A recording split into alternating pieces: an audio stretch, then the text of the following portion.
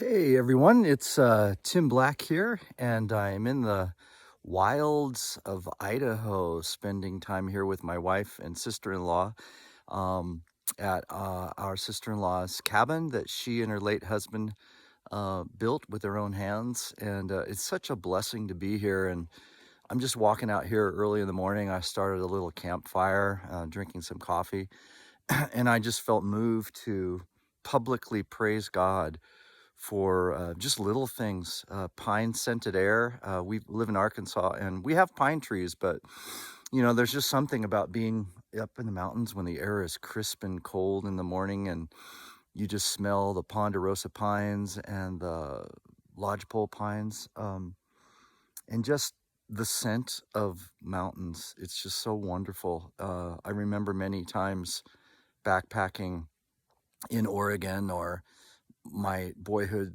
years in Montana outside Yellowstone Park, just waking up just like this, smelling this same wonderful smell. We're in an area where I could conceivably come across mountain lions, although they're quite elusive, thankfully.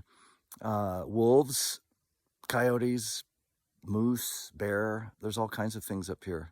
We've been gravel bike riding and riding some on pavement. I brought my gravel bike up here, my salsa gravel bike, and Sabrina has her bike, Desiree has her bike, and we've just been riding around enjoying uh, life here. But uh, I've been kind of thinking about how, Jesus said in his Sermon on the Mount that the meek inherit the earth. And he wasn't just making something up off the top of his head.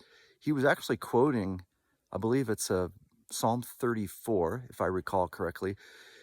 And once I read that one time and noticed there's like 6 times where it says the meek or the righteous or the humble will inherit the earth. That's the locus of focus for God's people.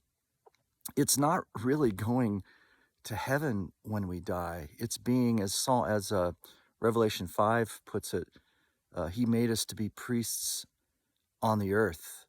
That that he has a plan to bring his son back as the king, the absolute ruler, the absolute monarch of the king. Every knee will bow and tongue confess that he is Lord.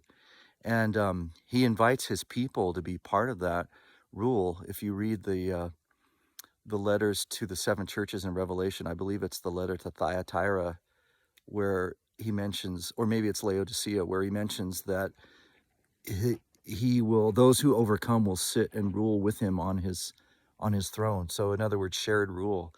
And that is what really motivates me, not playing some harp in the clouds, but being a part of this beautiful earth.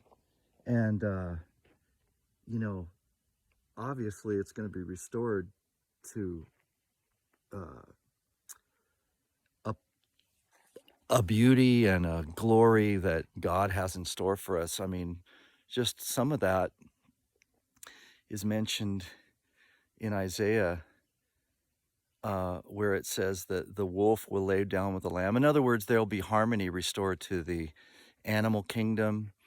Romans 8 talks about the creation is groaning in anticipation of the revelation of the sons of God.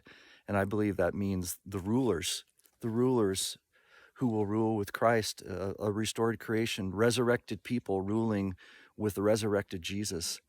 And anyway, I was just contemplating that today and thinking about how enjoying the earth and its beauties, they're supposed to resonate with us as people who are made for the earth. We're made for this what's called God's footstool.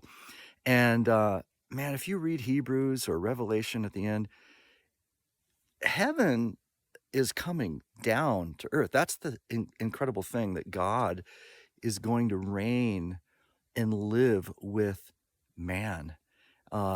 Just like in Genesis when God's presence was there in paradise. And so anyway, that's probably all I should say at this point in this short video clip. But again, we're just enjoying this wild, wild west 40th anniversary trip, and I know many of you who might see this, we're going to get to see. So anyway, I will say adios at this point, and I hope you all have a great day. Bye bye.